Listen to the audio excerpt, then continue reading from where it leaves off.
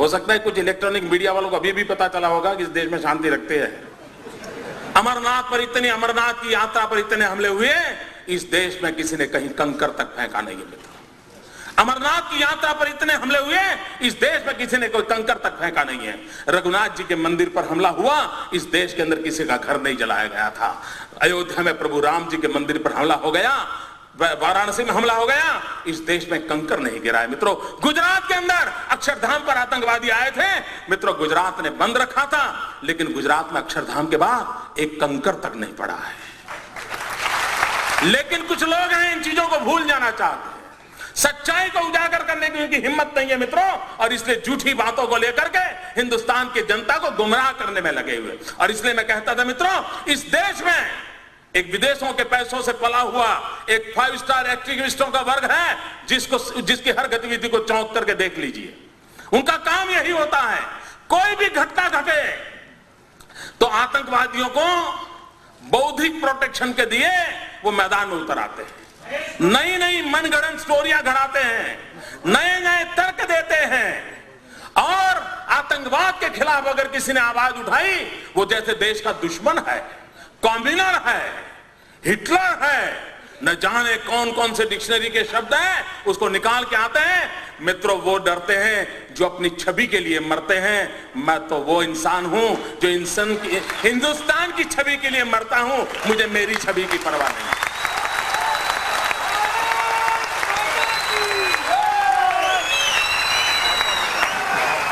क्या करना है इमेज को दोस्तों, किसके लिए इमेज?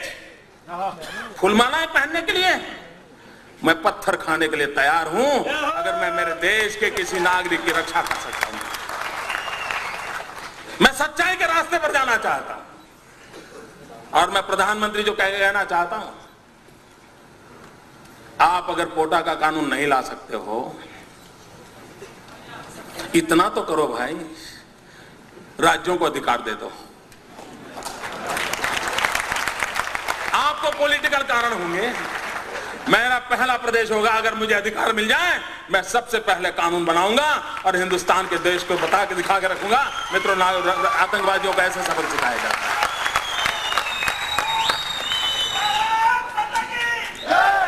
कुछ तो हिम्मत दिखाओ भाई, लोग बेमौत मर रहे हैं और आप अपनी राजनीति पर उतारू हैं, देश के भविष्य की आपको चिंता नहीं है। और मित्रों, कैसी हरकतें हो रही हैं, आतंकवाद ऐसे नहीं बढ़ रहा है, आतंकवादियों के हौसले उतने बुलंद नहीं हैं जितने रास्ते तैयार कर देते हैं जो आतंकवादियों को चलने काम आ रहे हैं।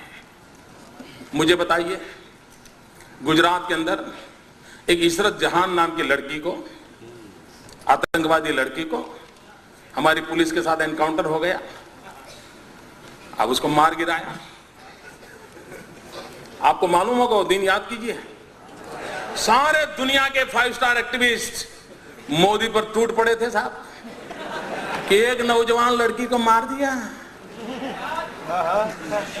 निर्दोष लड़की को मार दिया, गोली से भून दिया। ये खुद आतंकवादी है, यहां तक चले गए।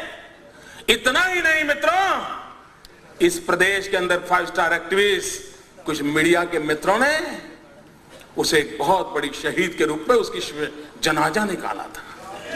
चद्दर चढ़ाने चले गए थे, चद्दर चढ़ाने चले गए थे, और एक पार्टी के नेता 1 लाख रुपया देकर के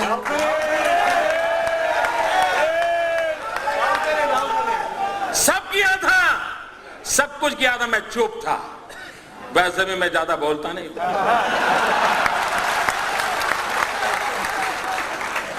मैं सही जगह पर, सही भाषा में, सही समय पर बात करने का आदमी। सुबह शाम चीख कर अखबार की जगह खराब करने की मुझे आदत नहीं।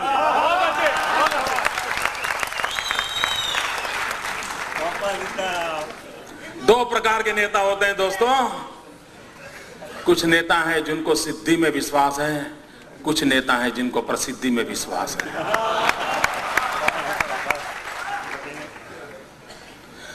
और जब 3 दिन के बाद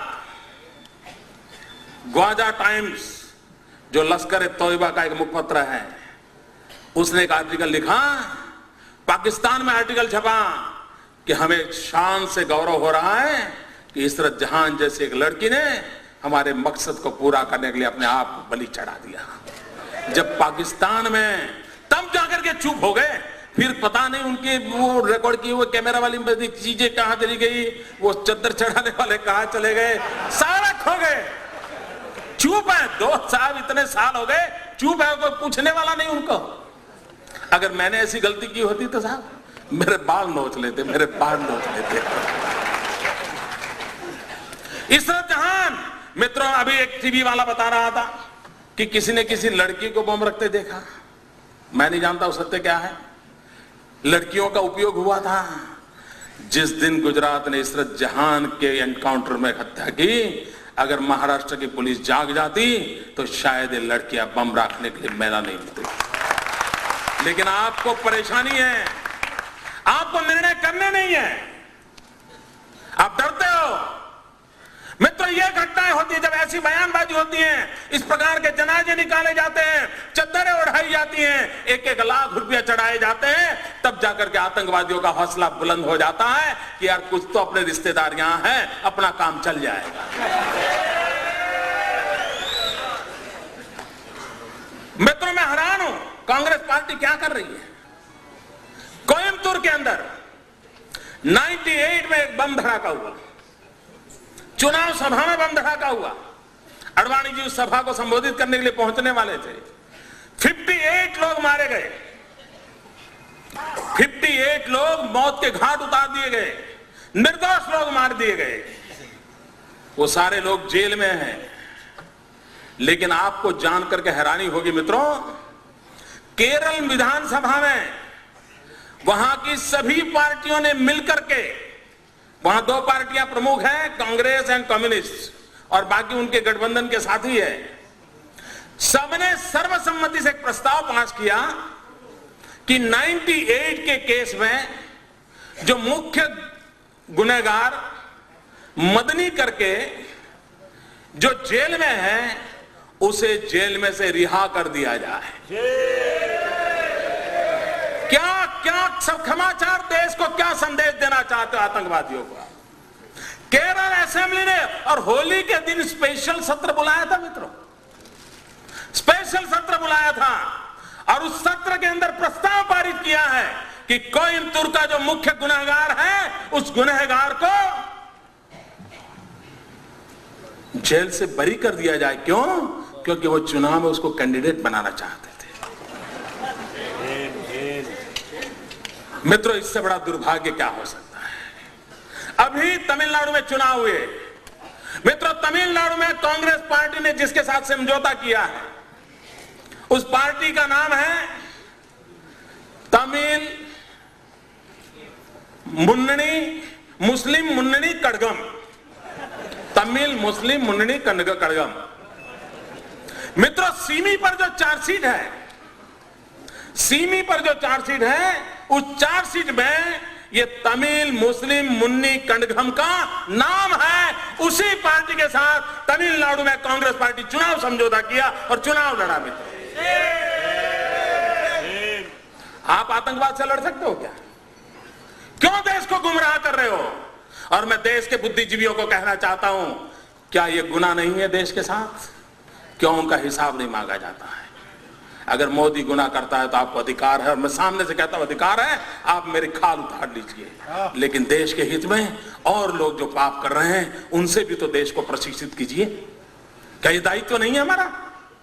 मैं इन कलम के धनियों को कहना चाहता हूं, देश की ये मांग है। मित्रों, अभी आसाम के चुनाव हुए, आसाम के चुनाव के अंदर जिसने आसाम को लहूलुहान कर दिया, वो उल्फा ओपनली कांग्रेस पार्टी को चुनाव जिताने के लिए समर्थन में मैदान में था।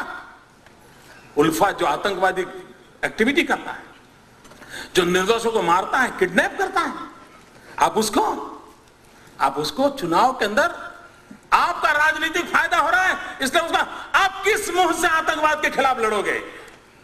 मित्रों, बिहार में चुनाव हुआ, यूपीए का एक घटक दल उस चुनाव के अंदर एक मेहरबान को लेकर के चुनाव सभाओं में घूमते थे। क्यों घूमते थे? क्योंकि उसका दिखवावा बिन लादेन जैसा था।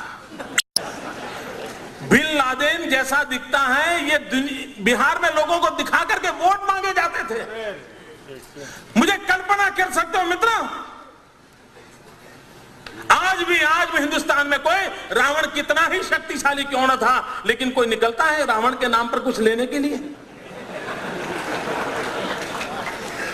ये बिन लादेन को लेकर के निकलते हैं साहब, और बड़े गौरव से, और टीवी के मित्र भी बड़े शान से बताते थे कि ये देखिए बिल्कुल बिन लादेन जैसे दिखते हैं। पता नहीं उनका किस जन्म का रिश्ता है, मैं नहीं जानता हूं। क्या ये देश की सेवा हो रही है? मित्रों, मेरे भीतर एक आग है, इसलिए मैं बोल रहा हूं। मैं 200 लोगों की मौत देख नहीं सकता दोस्तों। ये मेरा राजनीति नहीं है, ये मेरी राष्ट्र नीति का हिस्सा है। और मित्रों, मैं राजनीति के लिए वादा नहीं किया।